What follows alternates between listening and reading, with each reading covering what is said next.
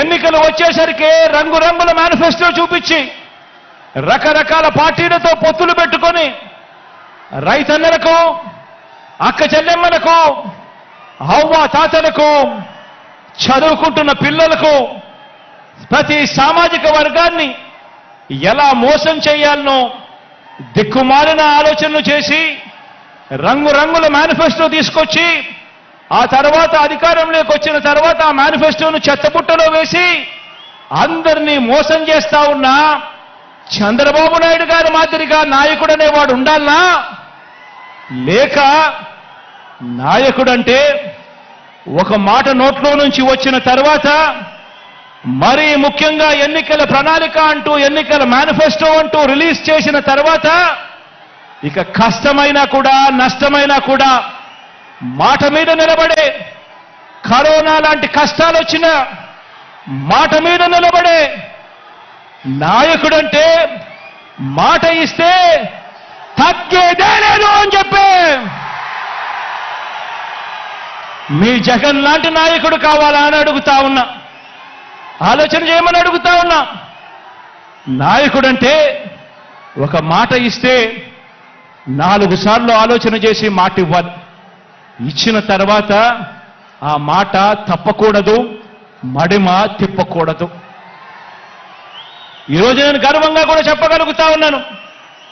ఏకంగా 99% మేనిఫెస్టోలో ఇచ్చిన హామీలన్నీ నెరవేర్చాం కాబట్టి ప్రతి కార్యకర్త కూడా ఈరోజు ప్రతి ఇంటికి తన మేనిఫెస్టోను ప్రతి అక్కకు, ప్రతి చెల్లెమ్మకు చూపించి, అక్క మీరే చూడండి 99% వాగ్దానాలు అమలు చేశాడు మా అన్న, మా వైఎస్ఆర్ కాంగ్రెస్ పార్టీ అని చెప్పి ఈరోజు ప్రతి కార్యకర్త కూడా ఇంటికి వెళ్ళి చెప్పే పరిస్థితి, ప్రతి వాలంటీర్ ఇంటికి వెళ్ళి చెప్పే పరిస్థితి, ప్రతి నాయకుడు ఇంటికి వెళ్ళి చెప్పే పరిస్థితి.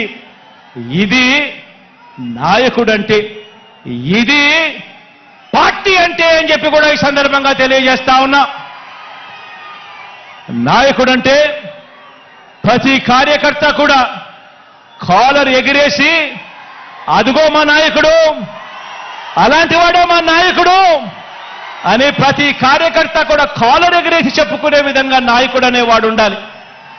అప్పుడే అలాంటి నాయకుడు, అలాంటి పాలన ఉన్నప్పుడే ప్రతి గ్రామంలోనూ ప్రతి కార్యకర్త కూడా, ప్రతి వాలంటీర్ కూడా, ప్రతి అభిమాని కూడా ప్రతి ఇంటికి వెళ్ళి అక్క దేవుడి దయతో మా అన్న ఇవన్నీ చేశాడు, మా ప్రభుత్వం ఇవన్నీ కూడా చేసింది అని చెప్పి వాళ్ళ చిరునవ్వుల మధ్య నిలుచుని కాలర్ ఎగిరేసి గర్వంగా చెప్పుకునే విధంగా ప్రతి కార్యకర్త కూడా తిరుగుతాడు.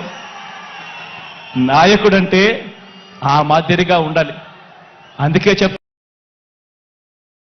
ఉన్నా, ప్రతి కార్యకర్తకు కూడా చెప్తా ఉన్నా, నాయకత్వం అంటే విశ్వసనీయత అన్న పునాదుల మీద నాయకత్వం అనేది ఎప్పుడూ కూడా పెరుగుతుంది. వ్యక్తిగతంగా ఒక్క విషయం చెప్తా ఉన్నా, పార్టీలో ఉన్న ప్రతి కార్యకర్తకు అండగా ఉంటా.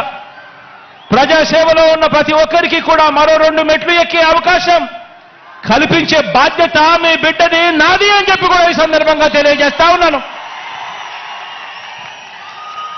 ప్రతి గ్రామానికి మంచి చేశాం, ప్రతి ఇంటికి మంచి చేశాం, ప్రతి పేదకు మంచి చేశాం. ఈరోజు రాష్ట్రంలో ఏ గ్రామం తీసుకున్నా కూడా కుప్పం నుంచి ఇచ్చాపురం వరకు ఏ గ్రామానికైనా వెళ్ళి చూసుకున్నా కూడా ఆ గ్రామంలో ఉన్న ప్రతి ఇంటికి కూడా రాష్ట్ర వ్యాప్తంగా 87% ఇళ్లకు ప్రతి ఇంటికి కూడా మంచి జరిగింది. ప్రతి ఇంట్లోనూ మంచి జరిగింది, ప్రతి ఊర్లోనూ కూడా మంచి జరిగింది. ఈరోజు వైఏపీ నీడ్స్ జగన్ అనే కార్యక్రమంలో ఈరోజు మీరందరూ కూడా మీ సచివాలయ పరిధిలో, మీరంతా కూడా మీ సచివాలయ పరిధిలో జరిగిన మంచి గురించి మీరంతా కూడా చూస్తా ఉన్నారు. ఈరోజు అక్కడికి వెళ్ళి అన్వీల్ చేసే ప్లాంకును చూస్తే ప్రతి గ్రామంలోనూ ప్రతి సచివాలయం పరిధిలోనూ ఏకంగా 20 కోట్ల రూపాయలు పైగా ఈరోజు మంచి జరిగి నేరుగా నా అక్క చెల్లెమ్మల కుటుంబాల ఖాతాల్లోకి ఈరోజు వెళ్ళినట్టుగా కనిపిస్తుంది. ఈ మార్పు గతంలో ఎప్పుడూ కూడా చూడనిది. ఈ మార్పు గతంలో రాష్ట్రంలో ఎప్పుడూ కూడా జరగనిది, దేశంలో కూడా ఎక్కడా కూడా జరగని ఈ మార్పు. అందుకే చెప్తా ఉన్నా, ప్రతి ఇంటికి మంచి చేశాం, ప్రతి ఊరికి మంచి చేశాం. మన హయాంలోనే బడులు బాగుపడ్డాయి, ఆసుపత్రులు బాగుపడ్డాయి, వ్యవసాయం మారింది. మన హయాంలోనే ప్రతి అక్క చెల్లెమ్మ ముఖంలో కూడా చిరునవ్వు కనిపిస్తా ఉంది. అందుకే చెప్తా ఉన్నాను, వై నాట్ 175 అని చెప్పి అందుకే నేను ఈ సందర్భంగా గట్టిగా చెప్తా ఉన్నాను. వై నాట్ 25కి 25 ఎంపీ స్థానాలు అని చెప్పి గట్టిగా ఈ సందర్భంగా అడుగుతా ఉన్నాను, చెప్తా ఉన్నాను. పరిపాలనలో మనం ఎక్కడా కూడా తగ్గలేదు.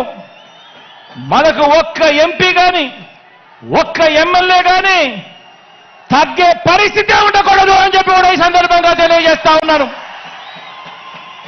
ఇవి కేవలం ఎమ్మెల్యేలను ఎంపీలను మాత్రమే ఎన్నుకునే ఎన్నికలు కావు. ఈ ఎన్నికలు ఇప్పటి వరకు ఈ 5 ఏళ్ల కాలంలో ఇంటింటికి కూడా మనందరి ప్రభుత్వం అందించిన సంక్షేమము, అభివృద్ధి పథకాలు కొనసాగలేనే మనకు వాటిని రద్దు చేయటమే టార్గెట్ గా పెట్టుకొని డ్రామాలు ఆడుతా ఉన్న చంద్రబాబుకు మధ్య జరిగే యుద్ధం ఈ ఎన్నికలు అని కూడా ఈ సందర్భంగా తెలియజేస్తా ఉన్నాను. ఈ యుద్ధంలో